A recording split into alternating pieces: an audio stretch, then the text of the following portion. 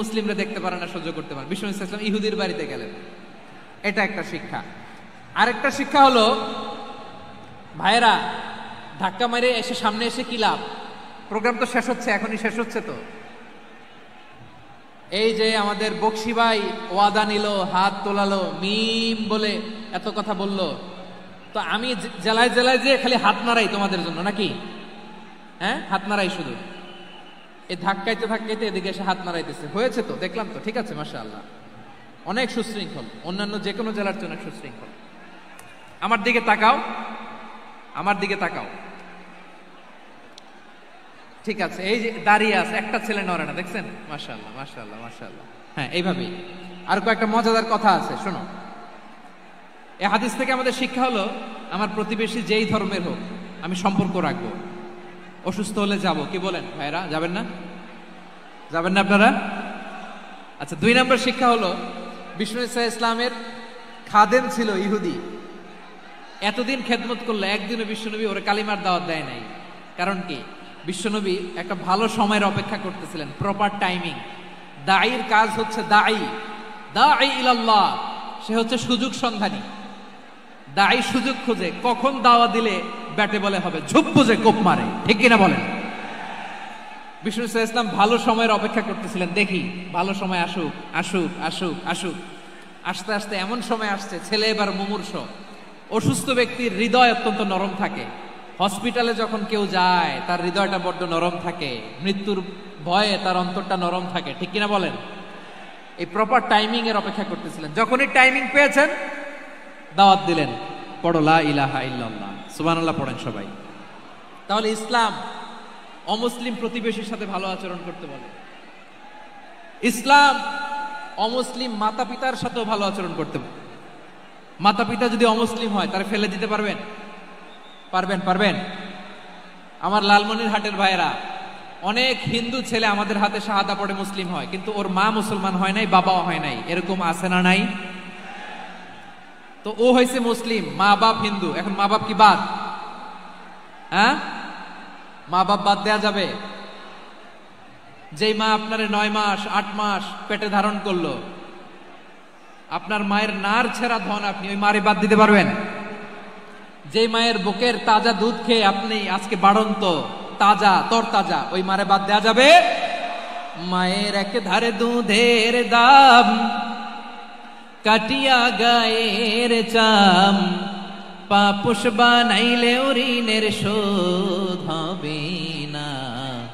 এমন দরদি ভাবে কেউ হবে না আমার মাহা।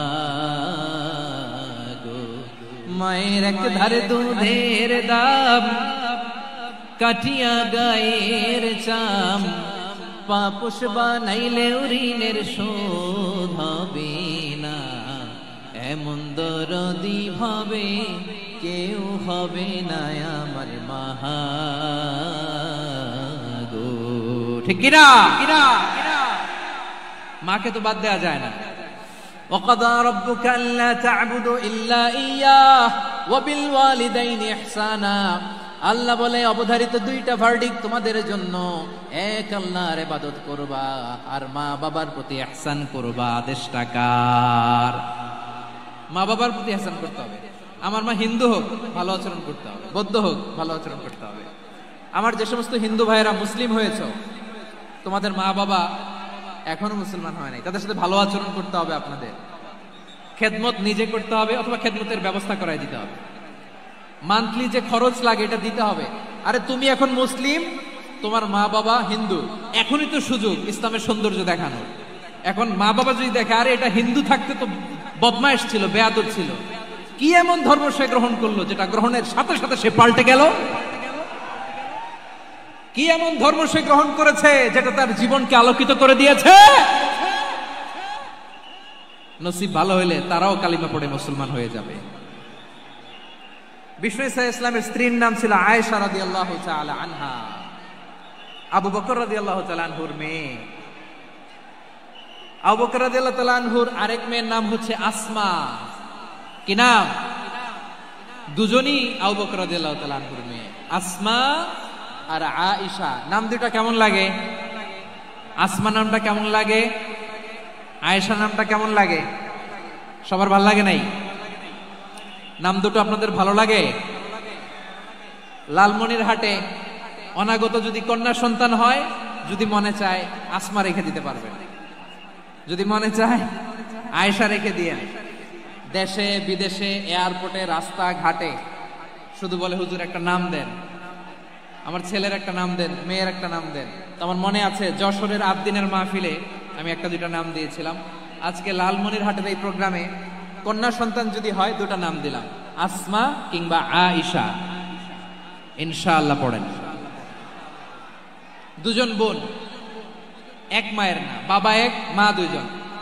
আয়েশা রাদিয়াল্লাহু তাআলা আনহার মায়ের নাম উম্মে রুমান, আর আসমা রাদিয়াল্লাহু তাআলা আনহার মায়ের নাম কুতাইলা বিনতে আব্দুল উজ্জা। আবু বকর রাদিয়াল্লাহু তাআলা আনহু 4টা বিয়ে করেছিলেন। তো একই ঘটনা ঘটেছে এই ফ্যামিলিতে। আসমা ইসলাম ধর্ম গ্রহণ করে মুসলিমা, কিন্তু তার মা কুতাইলা মুশরিকা। আই রিপিট, বোঝার জন্য আমি আবারও বলি, আসমা রাদিয়াল্লাহু তাআলা আনহা মুসলিমা, আর আসমার মা কুতাইলা, আওয়াজ করে বুঝে থাকলে বলেন, আসমার মা মুশরিকা। তার মানে মেয়ে মুসলিম, মা অমুসলিম। ভেজাল আছে না নাই? কিন্তু কুতাইলা আর ধৈর্য ধারণ করতে পারে না। নার ছেড়া ধন, কলিজার টুকরা ধন, কলিজার টুকরা সন্তান আসমারে দেখতে বড্ড মন চায়। সাইয়েদনা আসমা রাদিয়াল্লাহু তাআলা আনহা মক্কা থেকে হিজরত করে মদিনায় চলে গেলেন।